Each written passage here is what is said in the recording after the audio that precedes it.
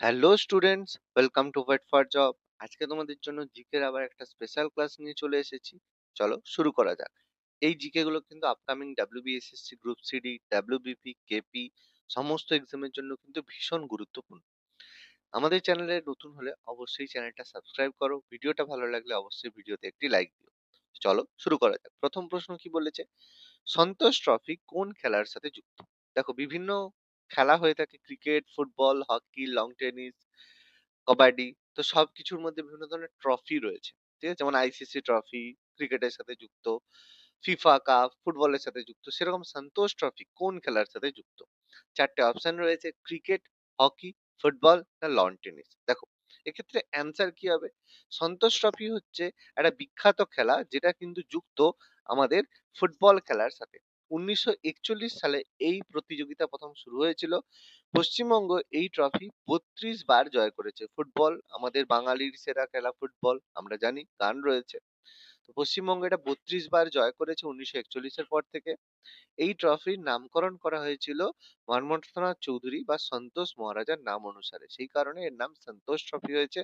পশ্চিমবঙ্গ এটা কিন্তু 32 বার জয় করেছে, যার মধ্যে আমাদের চুনী গোস্বামী থেকে শুরু করে বিভিন্ন গোষ্ঠপাল, এরকম বিভিন্ন ব্যক্তি যারা এই ট্রফি বহুবার জয়লাভ করিয়েছে বাংলাকে। ওকে, চলো পরবর্তী প্রশ্ন কি বলেছে। এছাড়া আরো কিছু কাপ সম্পর্কে আমাদের জানতে হবে, যেগুলো মুখস্থ রাখতে হবে, এক্সামে আসবে।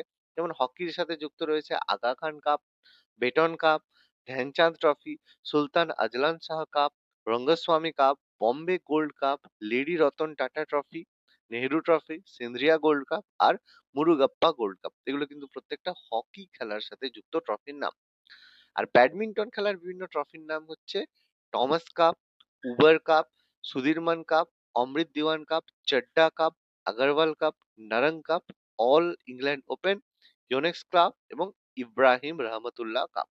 তো ব্যাডমিন্টনের সাথে কিন্তু এই সব কাপ যুক্ত রয়েছে, অর্থাৎ যে কোনো একটা থেকে কিন্তু প্রশ্ন পরীক্ষায় আসতে পারে যে আগা খান কাপ কোন খেলার সাথে যুক্ত, উবার কাপ কোন খেলার সাথে যুক্ত, নেহেরু ট্রফি কোন খেলার সাথে যুক্ত, বা সুলতান আজলান শাহ কাপ কোন খেলার সাথে যুক্ত। এই ধরনের কিন্তু পরীক্ষায় প্রশ্ন প্রচুর আসে। এগুলো কিন্তু কেয়ারফুলি করতে হবে। সবাই নোট ডাউন করে নেবে, কারণ ফ্রি ক্লাসেস রয়েছে, কিন্তু প্রত্যেকে খাতায় কিন্তু কপি করবে, তাহলে কিন্তু এগুলো মনে থাকবে। আর এগুলো কিন্তু প্র্যাকটিস করতে হবে। তো চলো পরবর্তী প্রশ্নে যাওয়া যাক। কি বলেছে, কোন দিনটি বিশ্ব পরিবেশ দিবস হিসেবে পালন করা হয়ে থাকে? আমরা জানি বিভিন্ন দিন বিভিন্ন দিবস হিসেবে পালন হয়। চারটে অপশন রয়েছে, 5 জুন, 22 এপ্রিল, 16 সেপ্টেম্বর না 10ই ডিসেম্বর। তো বিশ্ব পরিবেশ দিবস পালন করা হয়, প্রত্যেকেই জানি, 5ই জুন। আমরা ছোটবেলায় এই দিনে বিজ্ঞান মঞ্চ পরীক্ষা দিতে যেতাম। যারা পরীক্ষা দিয়েছো কমেন্ট করে জানিও। তো পরিবেশ সচেতনতা বাড়াতে 1974 সাল থেকে এটি পালিত হচ্ছে। এছাড়া 22 এপ্রিল যে দিনটা, সেটাকে কিন্তু বসুন্ধরা দিবস বা আর্থ ডে হিসেবে পালন করা হয়। 16ই সেপ্টেম্বর দিনটাকে বিশ্ব ওজোন দিবস হিসেবে পালন করা হয়। আর 10ই ডিসেম্বর পালন করা হয় বিশ্ব মানবাধিকার দিবস। অর্থাৎ এইরকম ডেট কিন্তু আমাদের মনে রাখতে হবে। দেখো, তোমাদের আমি একটা লিস্ট দিয়েছি জানুয়ারি মাসে বিখ্যাত যে দিনগুলো রয়েছে সেগুলো কি কি। তার লিস্ট, যেমন 1 জানুয়ারি ইংরেজি নববর্ষ বা যেটাকে আমরা কল্পতরু উৎসব বলছি। 4 জানুয়ারি বিশ্ব ব্রেল দিবস। ব্রেল হচ্ছে যারা অন্ধদের শিক্ষার জন্য যে ব্রেল পদ্ধতি চালু হয়েছিল। 4 জানুয়ারি। 9 জানুয়ারি ভারতীয় প্রবাসী দিবস, এনআরআই ডে, কারণ এই দিন গান্ধীজি ভারতে এসেছিলেন, সেই কারণে এই দিনটাকে এনআরআই ডে হিসেবে পালন করা হয়। 10th জানুয়ারি বিশ্ব হিন্দি দিবস। 12ই জানুয়ারি জাতীয় যুব দিবস, যেটা বিবেকানন্দের জন্মদিন উপলক্ষে পালন করা হয়। 15ই জানুয়ারি ভারতীয় সেনা দিবস। 23শে জানুয়ারি দেশপ্রেম দিবস বা পরাক্রম দিবস, যেটা আমাদের নেতাজি সুভাষচন্দ্রের জন্মদিন পালন করা হয়। 24শে জানুয়ারি জাতীয় কন্যা শিশু দিবস। 25শে জানুয়ারি জাতীয় ভোটার দিবস। আর 26শে জানুয়ারি প্রজাতন্ত্র দিবস বা রিপাবলিক ডে, যেদিন ভারতের সংবিধান কার্যকরী হয়েছিল। আর 30শে জানুয়ারি পালন করা হয় শহীদ দিবস। এগুলো কিন্তু ভীষণ গুরুত্বপূর্ণ, পরীক্ষা করতে হবে। আরো অনেক মাসে রয়েছে, আমি এখানে আর দিতে পারলাম না, কারণ লিমিটেড সময় লিমিটেড টাইম রয়েছে। তোমরা ডিসকাস যদি ডিটেলসে পেতে চাও তাহলে কমেন্ট করো, এই ডেট সংক্রান্ত আমরা তোমাদের উপরে কিন্তু টপিক আনবো। পরবর্তী প্রশ্নে যাওয়ার আগে আপকামিং WBSSC গ্রুপ সিডি এক্সামের জন্য রয়েছে বিশেষ প্র্যাকটিস সেট। মাত্র 120 টাকায় তোমরা কিন্তু with solution practice set PDF পেয়ে যাবে। এর জন্য নিচে দেওয়া হোয়াটসঅ্যাপ নাম্বারে যোগাযোগ করো এবং এই প্র্যাকটিস সেট গুলো করে নাও। কারণ এর সাথে রয়েছে ইনক্লুডেড সাজেশন, যেগুলো কিন্তু তোমাদের আপকামিং এক্সামের জন্য ভীষণ গুরুত্বপূর্ণ হবে। তোমরা দেখতেই পাচ্ছ আমরা কি ধরনের প্রশ্ন আলোচনা করছি। তো এই ধরনেরই প্রশ্ন তোমরা এই প্র্যাকটিস সেটে পাবে উইথ সলিউশন। তো ঝটপট পারচেজ করে নাও আমাদের স্টাডি মেটেরিয়াল এবং ওয়েট ফর জব থেকে নিজেদের প্রস্তুতিকে চূড়ান্ত করে নাও। চলো পরবর্তী প্রশ্নে যাওয়া যাক। ভারতের কোন শহরকে মহানগর মহাকাশ নগরী বা স্পেস সিটি বলা হয়? অর্থাৎ যেখান থেকে ভারতের স্পেস প্রোগ্রাম ডেভেলপড হয়েছে, প্রত্যেকেই জানি খুবই গুরুত্বপূর্ণ। আমাদের শ্রীহরিকোটা রয়েছে, সরি, আমাদের হচ্ছে শ্রীহরিকোটা থেকে আমাদের রকেট লঞ্চ হয়ে থাকে। তো চারটে অপশন রয়েছে, হায়দ্রাবাদ, ব্যাঙ্গালোর, চেন্নাই না শ্রীহরিকোটা। দেখো মনে রাখবে, ব্যাঙ্গালোরে রয়েছে এই যে ব্যাঙ্গালোরে রয়েছে আমাদের স্পেস সিটি, কারণ এখানে মহাকাশ গবেষণাগার ইসরো অবস্থিত। ইসরোর সদর দপ্তর ইসরো, যেটা ফাউন্ডার ছিলেন বিক্রম সারাভাই, যাকে ফাদার অফ স্পেস রিসার্চ বলা হয়ে থাকে। ব্যাঙ্গালোরকে এছাড়া আমরা সিলিকন ভ্যালি বা বিজ্ঞান নগরী বলে থাকি। ভ্যালি অফ মানে আমাদের মানে ফ্লাওয়ার সিটিও বলা হয়ে থাকে। এছাড়া শ্রীহরিকোটা যে অন্ধ্রপ্রদেশে রয়েছে Satish Dhawan space research centre, সেখান থেকে ভারতের রকেট উৎক্ষেপণ করা হয়ে থাকে। আর ব্যাঙ্গালোরকে গার্ডেন সিটিও বলা হয়ে থাকে। ওকে, পরবর্তী প্রশ্ন। আচ্ছা, পরবর্তী প্রশ্নে যাওয়ার আগে তোমাদের বিভিন্ন শহরের বিভিন্ন নিকনেম কিন্তু মনে রাখতে হবে। যেমন কলকাতাকে বলা হয় প্রসাদের শহর বা সিটি অফ প্যালেস, তিলোত্তমা সিটি অফ জয় বলা হয়ে থাকে কলকাতাকে। জয়পুরকে বলা হয় পিঙ্ক সিটি। কেন বলা হয় জয়পুরকে পিঙ্ক সিটি তোমরা জানলে কমেন্টে অবশ্যই জানিও। ব্যাঙ্গালোরকে বলা হয় সিলিকন ভ্যালি বা উদ্যান নগরী। মুম্বাইকে বলা হয় সিটি অফ ড্রিম, স্বপ্নের শহর এবং সাত দ্বীপের শহর। সাত দ্বীপের শহর কেন বলা হয়? কারণ এখানে সাতটা দ্বীপ ছিল, ইংরেজরা পরবর্তীকালে এটাকে আর ইস্ট ইন্ডিয়া কোম্পানি এখানে মাটি ফেলে এটাকে একটা শহর বানিয়েছিল। আহমেদাবাদকে ভারতের ম্যানচেস্টার বলা হয়। লখনৌকে নবাবের শহর বলা হয়। চেন্নাইকে এশিয়ার ডেট্রয়েট বা দক্ষিণ ভারতের প্রবেশদ্বার বলা হয়। বারাণসীকে ভারতের ধর্মীয় রাজধানী বা মন্দিরের শহর বলা হয়ে থাকে। কোচিকে আরব সাগরের রানী বলা হয়। উদয়পুরকে হ্রদের শহর সিটি অফ লেকস বলা হয়। জামশেদপুরকে ভারতের ইস্পাত নগরী বা স্টিল সিটি বলা হয়। নাগপুরকে কমলা লেবুর শহর বা অরেঞ্জ সিটি বলা হয়। দার্জিলিংকে পাহাড়ের রানী কুইন অফ দ্য হিলস বলা হয়। হায়দ্রাবাদকে সিটি অফ পার্লস বা মুক্তোর শহর বলা হয়। আর সুরাটকে বলা হয় সিটি অফ ডায়মন্ড বা ডায়মন্ড সিটি বা হীরের নগর বলা হয়ে থাকে। মানবদেহের বৃহত্তম অর্গান কোনটি? মানবদেহের সবচেয়ে বড় অর্গান বা অঙ্গ কোনটি? চারটে অপশন রয়েছে, যকৃৎ, ত্বক, ক্ষুদ্রান্ত এবং মস্তিষ্ক।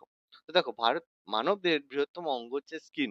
এই স্কিন শরীরের বাইরে আবরণ হিসেবে কাজ করে এবং তাপমাত্রা নিয়ন্ত্রণ করে। কিন্তু যদি বলা হয় মানবদেহের বৃহত্তম গ্রন্থি বা গ্ল্যান্ড, সেটা কিন্তু যকৃৎ হবে। তো এটা কিন্তু গুলিয়ে ফেলবে না, যকৃৎ আর ত্বকের মধ্যে অঙ্গ বললে ত্বক হবে, গ্রন্থি বললে যকৃৎ হবে। ওকে, এছাড়া মানবদেহের দীর্ঘতম হাড় হচ্ছে ফিমার, যেটা উরুতে থাকে, পায়ের হাড় যে উরুতে থাকে। ক্ষুদ্রতম হাড় হচ্ছে স্টেপিস, যেটা কানের হাড়ে থাকে। আর রোহিত রক্তকণিকা উৎপন্ন হয় অস্থি মজ্জা বা বোন ম্যারো থেকে। পরবর্তী প্রশ্ন, ডেভিস কাপ কোন খেলার সাথে যুক্ত? আমি একটু আগেই আলোচনা করছিলাম। চারটে অপশন রয়েছে, পুরুষ টেনিস, মহিলা টেনিস, ব্যাডমিন্টন না ভলিবল। তো দেখো, ডেভিস কাপ যুক্ত রয়েছে পুরুষ টেনিস খেলার সাথে। আগে মহিলাদের টেনিস কাপের নাম ছিল বিলি জিন কিং কাপ, যেটা আগের নাম ছিল ফেড কাপ।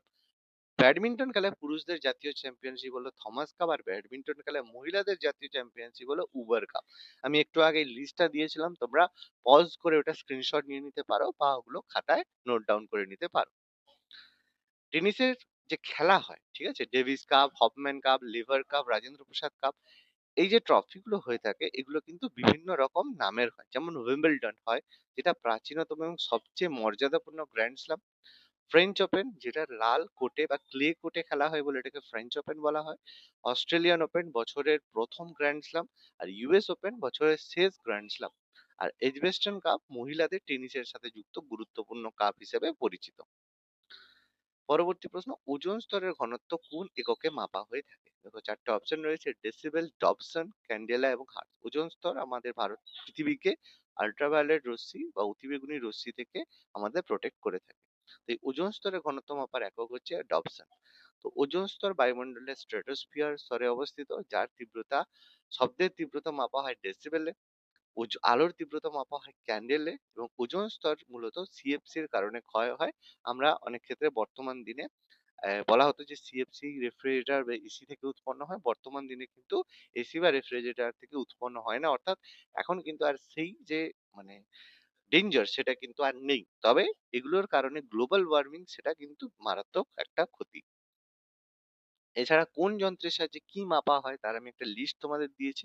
অ্যামিটার সাহায্যে বিদ্যুৎ প্রবাহের মাত্রা মাপা হয়, ব্যারোমিটার সাহায্যে বায়ুর চাপ মাপা হয়, থার্মোমিটারের সাহায্যে উষ্ণতা বা তাপমাত্রা মাপা হয়, ল্যাক্টোমিটারের সাহায্যে দুধের বিশুদ্ধতা মাপা হয়, হাইড্রোমিটারের সাহায্যে তরল পদার্থের আপেক্ষিক ঘনত্ব মাপা হয়, হাইগ্রোমিটারের সাহায্যে বায়ুর আর্দ্রতা মাপা হয়, ম্যানোমিটারের সাহায্যে গ্যাসের চাপ মাপা হয়, স্পিডোমিটারের সাহায্যে যানবাহনের তাৎক্ষণিক গতিবেগ মাপা হয়, অডোমিটারের সাহায্যে যানবাহনের অতিক্রান্ত দূরত্ব মাপা হয়, অল্টিমিটারের সাহায্যে উচ্চতা মাপা হয়, বিশেষত এটা উড়োজাহাজে ব্যবহার করা হয়।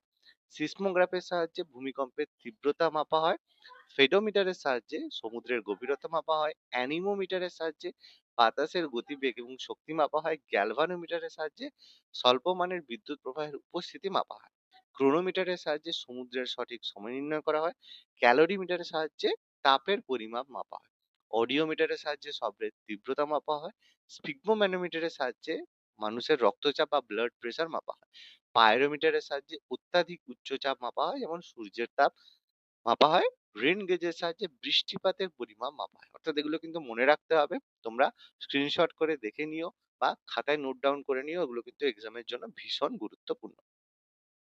পরবর্তী প্রশ্ন, ভারতের কোন রাজ্যে লোকটাক হ্রদ অবস্থিত? আমাদের ৪ টে অপশন রয়েছে উড়িষ্যা, মণিপুর, কেরালা এবং রাজস্থান। লোকটাক হ্রদে রয়েছে কেইবুল লামজো ন্যাশনাল পার্ক, যেটা কিন্তু ভারতের একমাত্র এবং বিশ্বের একমাত্র ভাসমান জাতীয় উদ্যান, যেটা মণিপুরে অবস্থিত। তো এটি উত্তর পূর্ব ভারতের মিষ্টি জলের হ্রদ। উড়িষ্যার চিল্কা সেটা কিন্তু বৃহত্তম লবণাক্ত জলের হ্রদ, যেটাকে আমরা উপহ্রদ বা লেগুন বলি। ভেম্বানাথ ভারতের দীর্ঘতম হ্রদ, কেরালায় অবস্থিত। সম্বর হ্রদ রাজস্থানে অবস্থিত, ভারতের অন্তর্বর্তী বৃহত্তম লবণাক্ত হ্রদ। রিক্টার স্কেলের সাহায্যে কি মাপা হয়? আমি একটু আগেই আলোচনা করে দিলাম। বায়ুর বেগ, ভূমিকম্প, সমুদ্রের গভীরতা না আলোর গতিবেগ? তো অবশ্যই রিক্টার স্কেল যন্ত্রের সাহায্যে ভূমিকম্প মাপা হয়। 1935 সালে চার্লস রিক্টার এটা আবিষ্কার করেন।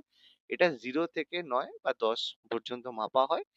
এর যত বেশি হবে তত ভূমিকম্পের তীব্রতা বেশি হয়। ফেদোমিটারের সাহায্যে সমুদ্রের গভীরতা মাপা হয়। বায়ুর গতিবেগ মাপা হয় অ্যানিমোমিটারের সাহায্যে। আর সিসমোগ্রাফ যন্ত্রের সাহায্যে ভূমিকম্পের তরঙ্গ লিপিবদ্ধ করা হয়ে থাকে। পরবর্তী প্রশ্ন, পশ্চিমবঙ্গে পটচিত্র শিল্পের জন্য কোন গ্রামটি বিখ্যাত? 4 টে অপশন রয়েছে, বিকনা, পিংলা, ঘুর্ণি না চাড়িদা। তো মনে রাখবে পটচিত্রের জন্য ফেমাস হচ্ছে পিংলা, যেটা নয়াগ্রাম। এটা পশ্চিম মেদিনীপুর জেলায় অবস্থিত। পিংলা, যেটা সবং পিংলা তোমরা নাম শুনেছো, ময়নার কাছে অবস্থিত। তো পটচিত্র হচ্ছে একটি প্রাচীন লোকচিত্র, যেখানে কাপড়ের উপরে প্রাকৃতিক রং দিয়ে ছবি আঁকা হয়। শিল্পীরা ছবি দেখানোর সাথে সাথে গান গেয়ে শোনান, যাকে পটের গান বলা হয়ে থাকে। আজকের লাস্ট প্রশ্ন, বিখ্যাত সূর্য মন্দির বা সান টেম্পল যেটা ব্ল্যাক পেগোডা সেটা কোথায় অবস্থিত? আমরা প্রত্যেকেই জানি এটা কোণারকের সূর্য মন্দির। 4 টে অপশন রয়েছে, হাম্পি কর্ণাটক, কোণারক ওড়িশা, মাদুরাই তামিলনাড়ু, খাজুরাহো মধ্যপ্রদেশ। তো সান টেম্পল অবশ্যই আমাদের কোণারক উড়িষ্যায় অবস্থিত, যেটা আমাদের ব্ল্যাক প্যাগোডা, কারণ এটাকে দূর থেকে দেখতে কালো লাগে, সেই কারণে এটাকে ব্ল্যাক প্যাগোডা বলা হয়। 4 টে অপশন এছাড়া মনে রাখবে কাশী বিশ্বনাথ মন্দির, সেটা কিন্তু উত্তরপ্রদেশ বারাণসীতে অবস্থিত। এটা অনেকে বলা হয় যতদিন না বিশ্বনাথ বা মহাদেব ডাকবে ততদিন কিন্তু বারাণসী কেউ যেতে পারবে না। আর যখন মহাদেব ডাকবেন তখন কিন্তু অবশ্যই তোমাকে বারাণসী যেতেই হবে, তুমি যে কোনো জায়গাতেই থাকো। অক্ষরধাম মন্দির দিল্লিতে রয়েছে। স্বর্ণ মন্দির বা গোল্ডেন টেম্পল পাঞ্জাবের অমৃতসরে রয়েছে। সোমনাথ মন্দির রয়েছে গুজরাটে, যেটা আমাদের 17 বার ভাঙা হয়েছিল। বদ্রীনাথ ও কেদারনাথ রয়েছে উত্তরাখণ্ডে। তাহলে আজকের ক্লাসটা কেমন লাগলো তোমরা অবশ্যই কমেন্ট করে জানিও। ক্লাসটা ভালো লাগলে অবশ্যই একটা লাইক দিও। আমাদের চ্যানেলে নতুন হলে চ্যানেলটা অবশ্যই সাবস্ক্রাইব করো। ধন্যবাদ।